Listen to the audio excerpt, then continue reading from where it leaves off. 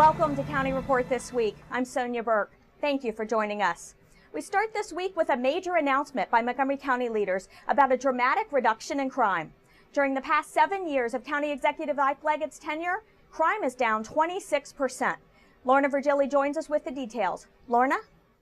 Sonia, County Executive Ike Leggett called the 26% decrease progress by the numbers and credited the achievement to collaboration. You all have worked hard and you've worked creatively and smart in many ways in order to ensure that we provide the best safety possible for the people of Montgomery County.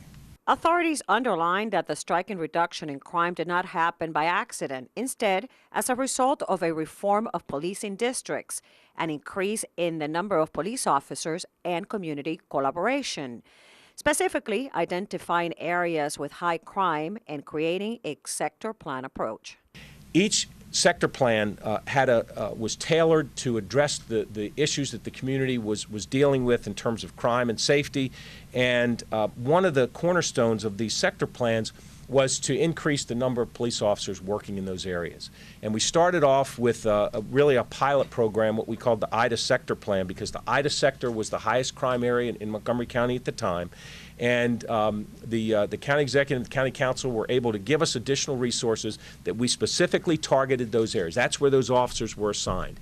And we saw dramatic decreases in the crime rate, the violent crime rate and crime overall in that area.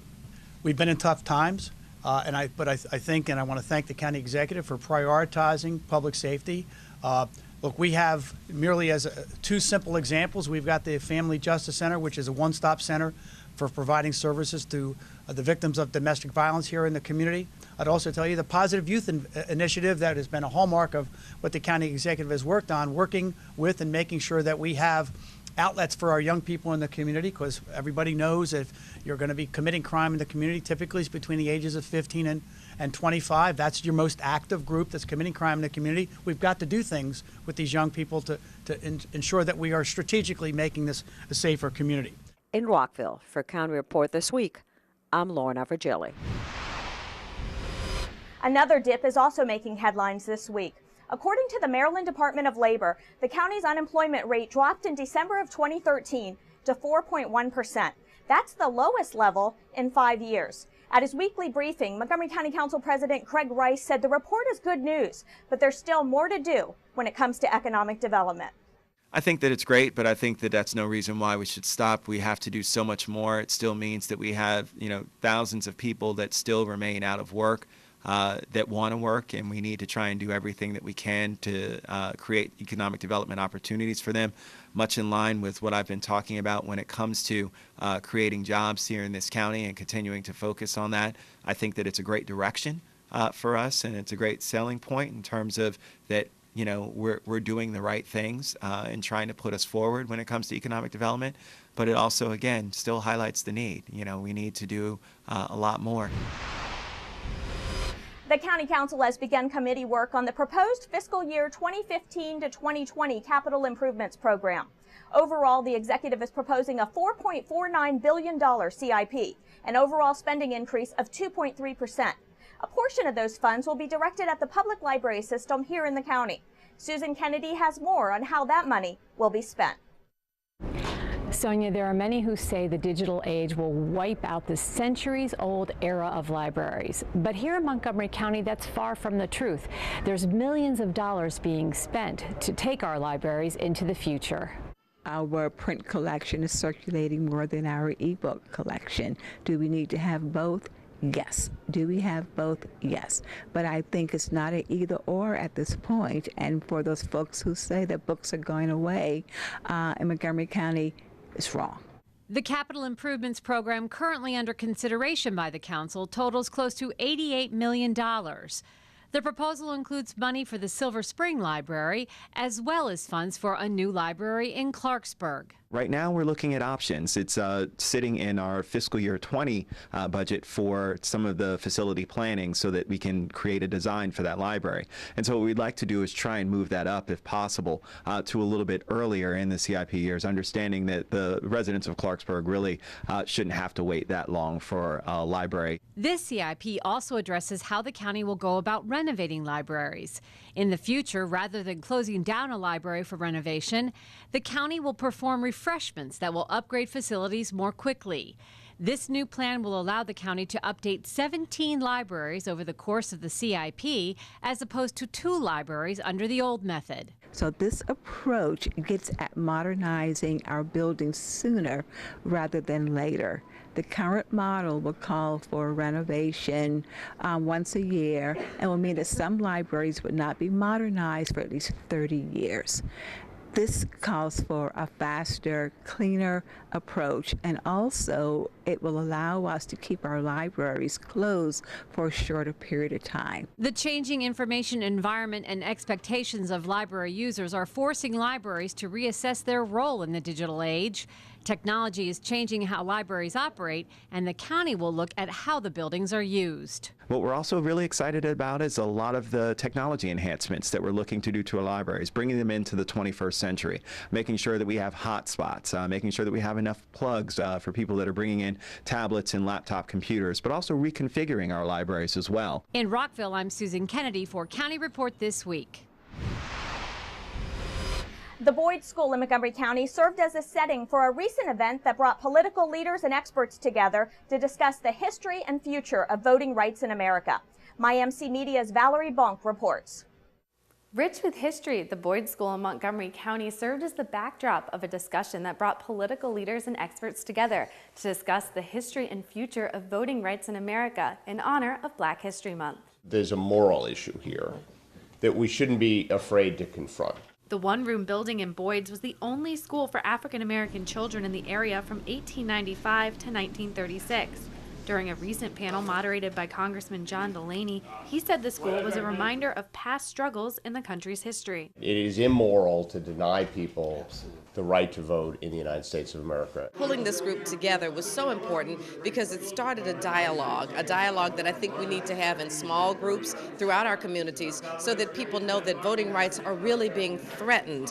And once you lose your vote, you lose your voice. The event comes at a time when voting rights are once again being discussed at the national level, as Congress responds to the Supreme Court's request that the Voting Rights Act be updated this year. The change will require that certain states and jurisdictions with a documented history of discrimination submit their election laws for approval by the Department of Justice, a requirement that was stripped during the Supreme Court's Shelby v. Holder decision last summer. We obviously need to either implement the Voting Rights Act amendment that is being proposed in Congress or do something like that. Because right now we're operating in somewhat uncharted territory because there's no framework to make sure voting rights are protected in parts of this country the way they've been for a long time. Tying this into the Boyd's Negro School, making sure that folks understand how people struggled and fought for voting rights, really steps it up in terms of the responsibility for people to make sure that they're exercising their right to vote, that they're out here and being engaged in the process. We need to make sure that we're doing all we can to continue along those lines and make sure that we're supportive of making sure that they can continue that for years to come. For County Report This Week, I'm Valerie Bonk. The town of Barnesville is mourning the loss of its longtime and beloved mayor, Elizabeth Tolbert. Known to many in town as Miss Lib, Tolbert died on February 17th at age 88. She served as mayor for 30 years in the town that is located near Sugarloaf Mountain in the northern part of Montgomery County. Although she led a town of only 200 people, she became a political icon known throughout Montgomery County and the state. She even served as president of the Maryland Municipal League. She leaves a legacy of understanding people, policy, and politics. When we come back, we'll go to Bethesda, where there's a new option when it comes to paying for your on-street parking. And we'll introduce you to a county employee who retired after 29 years in the Department of Consumer Protection, but who's still passionate about his calling. Stay with us. We'll be right back. Are you sure they can recycle us, Clamshell? Hey, Dome, we're on a new recycling postcard. I can't wait to make a new start. Maybe I'll be a red carpet at a big premiere. And I'll get to paint the White House. Shh, here he comes. Now you can recycle more plastics in Montgomery County, including #1 PET plastics such as clamshells, deli containers, trays, lids, domes, and cups. We're in! For more information on recycling, contact the Montgomery County, Maryland Division of Solid Waste Services at 311. The wait is over. Recycle more plastics today. Did you know there are more than 10,000 county government phone numbers? But there's only one number you need to remember for non-emergency calls, 311. MC311 is Montgomery County government's online telephone information system. Need information? Have a problem or complaint? Trying to locate a county government facility? Call 311. The call center is open Monday through Friday, 7 a.m. to 7 p.m. The website is available 24 hours a day, 7 days a week. Welcome back to County Report This Week. I'm Sonia Burke. The next time you pay for parking on street meters in Bethesda, you may be able to use a credit card. County Executive Ike Leggett announced the installation of smart parking meters in 840 street parking meters to help expand convenience and payment options for users. The new parking meters use a solar-powered battery system with a highly visible expiration time indicator. Again, I want to commend the Department of Transportation for its innovative approach to this. I know that it will be something our residents will find to help them in their convenience, and I hope it will continue to work with us as we look at new innovative approaches. The new meters will accept Visa, MasterCard, American Express, and Discover credit cards, in addition to coins or pay-by-cell. The county's Department of Transportation expects to eventually replace all on-street meters in the county's 3 other parking districts in Silver Spring, Wheaton, and Montgomery Hills. Montgomery County officials have launched an intensive effort to keep up with an issue that can lead to a bumpy ride for motorists: potholes. The freeze and thaw of this cold winter means there are more potholes to patch. In fact, over 2,600 potholes have been filled on county roads in just the last week. What we have here is a gigantic pothole. This is where the water and ice have gotten under the road, and the road is actually pumping up mud. So we're coming out here, we're making permanent repairs, we're digging it out, we're putting in base asphalt, and then we're going to top it out with topping asphalt. And this will be a permanent repair, but this is about a 60-ton project right here. And we have 2 more that we're going to get to after we finish this one. We're going to keep moving. Drivers are asked to be cautious and patient when encountering crews filling potholes. Residents can report potholes by calling the MC311 call center Monday through Friday from 7 a.m. to 7 p.m. Retirement to many folks means time to kick back and relax. But for others, it can be a time to accomplish new things. After 29 years, John Creel said goodbye to his job as an investigator for the Montgomery County Department of Consumer Protection. But as Susan Kennedy found out, he is far from calling it quits.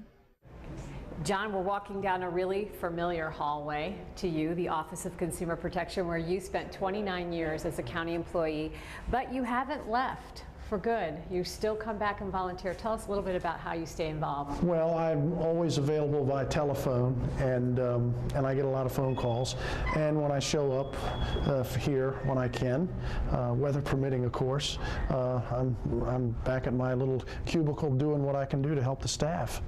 So when you retired, what made you decide that you needed to keep your hand in it? Why did you feel it was important? Well, this is a philosophy I've had all my life. You've got to give back. That's it. That's the answer. Hi, this is John Creel with Montgomery County Consumer Protection. Can you hear me okay?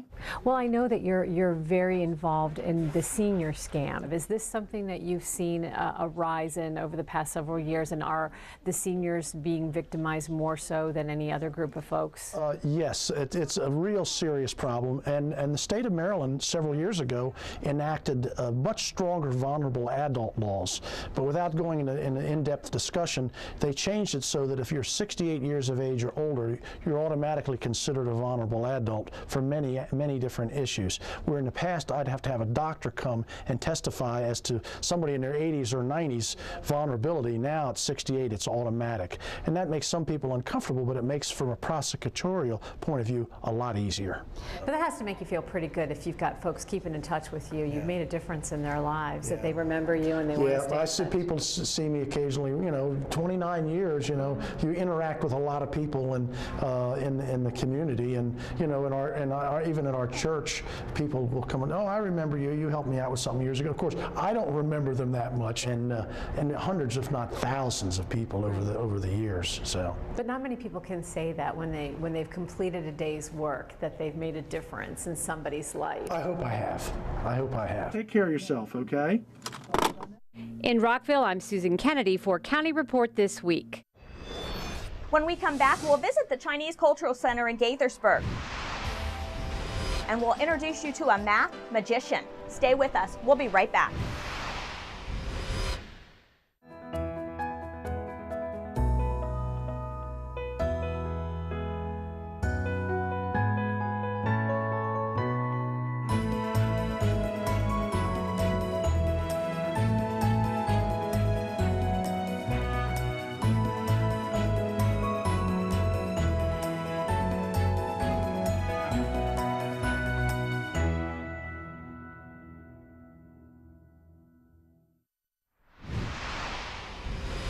Welcome back to County Report This Week. I'm Sonia Burke. It's the year of the horse, and as the Chinese community celebrates the new year, one center in Gaithersburg is expanding to adapt to the growing Chinese community. MyMC Media's Valerie Bonk joins us with more. Listen to music. Listen to music. Listening to music. Listening to music. From learning English to exercising to perfecting calligraphy, the Chinese Culture and Community Service Center in Gaithersburg has been bringing Chinese Americans together for more than 30 years. We were hoping that someday we'll have so-called our own location to manage the activities, because before that, we're pretty much using the Montgomery County Public Facility. And the hope came true. Close to 40,000 Chinese Americans call the county home, and the community is growing. So the center expanded to keep up. The board of directors actually debated long and hard for over several years, and finally, with the help of some donations and the saving from the center, we finally be able to start the adult daycare center. The idea took off. In just 5 years, the program for low-income Chinese Americans grew from just a few participants to close to 300 adults with disabilities or illnesses, who are bused to and from the adult daycare center for rehabilitation programs and health services. This month, the center is expanding their program to 7 days a week and is starting renovations to make room for their cultural classes that attract more than 2,500 local residents. Every day I see the happy faces of the seniors, and also the faces of some people who appreciate the service, and also see a lot of people who need the service. You know, it's really give you much more satisfaction than any accomplishment you had in your career or otherwise. For County Report This Week, I'm Valerie Bonk. An award-winning mathematician, Dr. Arthur Benjamin, recently shared his amazing math magician skills with the students and faculty at Montgomery College. MCTV's Stan Jones reports. Reading is fundamental, and so is math. We use numbers and math every day, from filling our tank to making coffee in the morning, shopping for groceries, and sending a man into space. Author, magician, and world-renowned mathematician Dr. Arthur Benjamin came to Montgomery College and demonstrated how to add and multiply numbers faster than a calculator. In today's world, it's even more important that we be numerate, that we be comfortable with numbers, and the jobs that are being created involve things like understanding data and just not financial decisions. Numbers surround us, and it may not be fun, it may not be easy. Math is hard. Everybody, even I, reach my wall, problems that I have trouble solving. That's okay. It's a natural part. It's part of the struggle. Dr. Enwu Chang, Dean of Science, Engineering, and Mathematics at Montgomery College, was instrumental in bringing Dr. Benjamin to the college to help faculty with different ways to show students how math is part of our daily life. This lecture series provides professional development opportunity for faculty. Today, actually, we had Dr. Art Benjamin, and he actually teaches kids mathematics in very different ways. A second thing he said was engaging our students, showing them something interesting on the first day. Maybe that's a puzzle, maybe we don't answer the question, but planting a seed for something interesting that would relate to their life, and perhaps this would be revealed in the course of the semester. He had a lot of remarkable tricks to, square 4-digit numbers, 2-digit numbers, and, a lot of really interesting stuff that I could just shortcut into my everyday math life. At Montgomery College, Rockville, for County Report This Week, I'm Stan Jones. Montgomery County Public Schools continues to perform at the top statewide and nationally in advanced placement exams. MCPS TV has the story. The advanced placement, AP scores are in, and more than half of the graduates from the class of 2013 received a college-ready score on at least one exam. At 51.4%, MCPS graduates outperformed their peers across the state and the nation. The state rate is 29.6%, and the national rate is 20.1%. Nearly two-thirds of the district's graduates took at least one AP exam, and performance was strong across all racial groups. African American and Hispanic students continue to maintain high rates of participation and performance. 8 MCPS high schools saw an increase in the number of graduates taking at least one AP exam compared to 2012, and 3 schools saw growth in both the number of exams taken and the percentage of those exams receiving a college-ready score. Bethesda Chevy Chase High School was one of those schools that saw an increase in participation and performance. These ideas right here. Administrators at Bethesda Chevy Chase credit that success to many factors. We know our students at this school. We know the story of the students, and that's what the teachers do. They just don't teach in front of the class. They get to know the kids, they get to know what makes them work, what motivates them.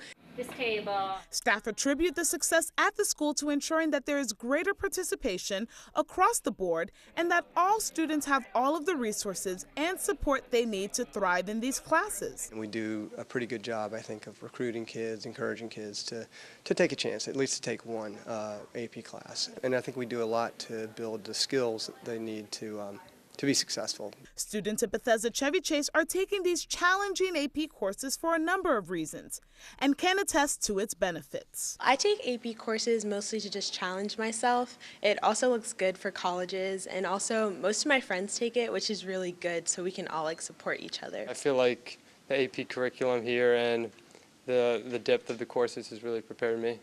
The students also know that their teachers, counselors, and administrators will provide them with the support they need to succeed in AP classes, in high school, and as they prepare for college and the workforce. A national celebrity stopped by Montgomery College recently to promote STEM education and cultural competency. Montgomery College's Joseph Thompson has more details. Our 2014 Miss America, Miss Nina Davalori.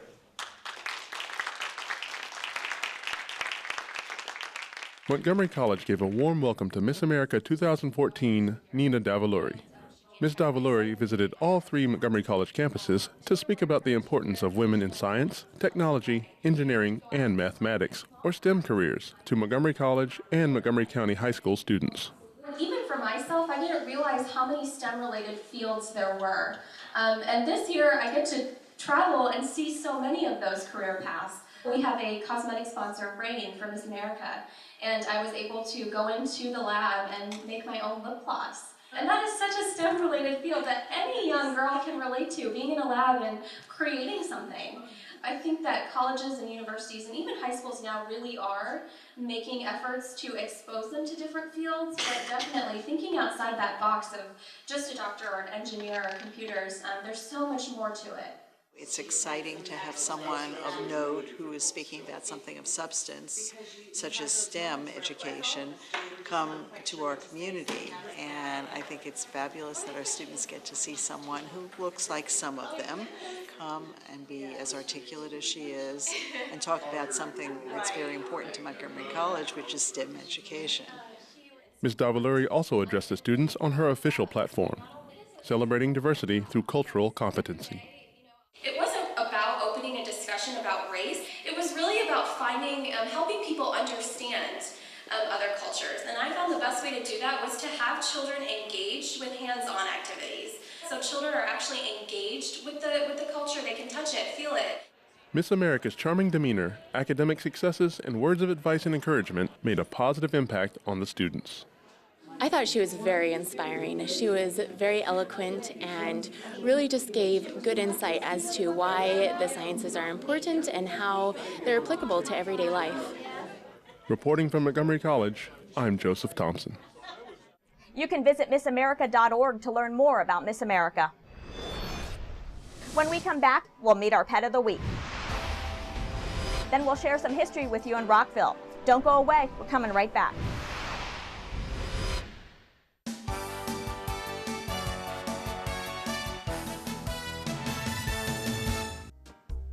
A team of 5 Montgomery College construction management students has taken first place in the National Association of Home Builders Construction Competition. Using a basic home floor plan, the team created drawings, estimates, and a construction schedule to take home top honors. And 2 student teams from MC's architecture program tied for second place in the Maryland Sustainable Growth Challenge. These students identified and solved community land use issues for Burtonsville, Maryland. Make plans to check out one of the many beautiful and provocative art exhibits now showing on all 3 MC campuses. From photography to woodcut prints to graphic design, there's something on display at MC for every art enthusiast. Check out the arts calendar for descriptions and locations. Welcome back to County Report This Week. I'm Sonia Burke. Closing out Black History Month with a little local history, we'd like to share Rockville 11's interview with Virginia Onley. Onley is the first African-American woman elected to the Rockville City Council. Rockville contributed to its own history by electing the first African-American female to the City Council. In the spirit of celebrating Black History Month, we sat down with Councilmember Virginia Onley to reflect on this moment in Rockville's history. When I started running, I didn't realize that no African-American woman had been elected, and when people in the city who'd been here a while told me, I was happy, but it was kind of sad that, 2013 is when we elected our first African-American woman. But we're here. I'm honored to be the first, and I hope that I make the city proud, not just, people of color and minorities, African Americans, but the whole city, and I hope that I live up to serving the city well. And to Councilmember Onley, celebrating Black History Month is an important tradition and reminder of the successes within the struggles. I do have my great-grandfather's papers when he was a slave and then he became a free man. And I had them preserved, but before having them preserved, they were folded as though he carried them in his pocket so that he could always prove, that he was free. Whether you are African American like myself, whether you are a woman, or another protected class, whether you are Hispanic, Asian, you have to stand up for what is right, and you have to continue to fight and believe that you're doing the right thing and knowing it in your heart and spirit. There's a diversity here that is like no other, and I said it's Rockville, but it's this whole region that we are progressive and we're moving on, and we don't care about the color of a person or their ethnicity. We only care about what their contributions are to our mission and our goals and dreams. Now it's time to go to the Humane Society, where Kathy Stanhope joins us with our Pet of the Week. Kathy? This is Kathy Stanhope with your Pet of the Week at the Montgomery County Humane Society, and this is Cammie. She's a 7-year-old lab mix, brindled color as you can see, very soft, and she's an absolute sweetheart. She's been given up, she really needs a home, and she'd be perfect for a senior citizen looking for somebody to bond with, because this girl bonds very easily.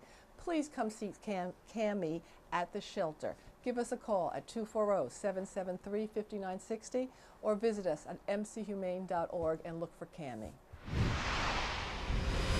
With that, we close this edition of County Report This Week. Remember to like us on Facebook and to join us again at this time every week for a look at what's going on inside Montgomery County. As we close out this week's episode, we'll leave you with some scenes from Montgomery College's Rockville campus after Old Man Winter leaves another blast of cold air. I'm Sonia Burke. Thank you for watching.